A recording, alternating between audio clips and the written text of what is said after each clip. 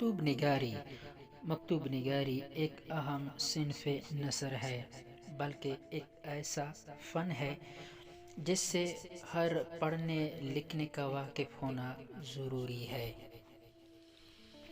لغوی معنی: مکتوب نگاری کے لغوی معنی لکھا گیا یا لکھا ہو کے ہیں۔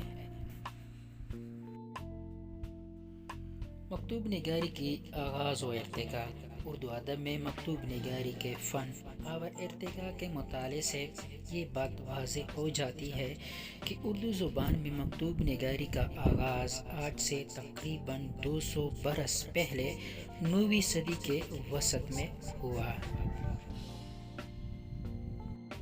اردو مکتوب نگاری فارسی مکتوب نگاری کے زیر اثر پروان چڑھی ہے۔ اردو خطوط میں زیادہ تر فارسی روایات اور تکلفات کا اظہار ہوتا ہے، کیونکہ فارسی طویل عرصے تک دفتری زبان رہی ہے۔ 19ویں صدی کے وسط میں جب فارسی زبان کو زوال آیا اور اردو نے اس کی جگہ لے لی، تو عام خط و کتابت انگریزی زبان کے علاوہ اردو میں کی جانے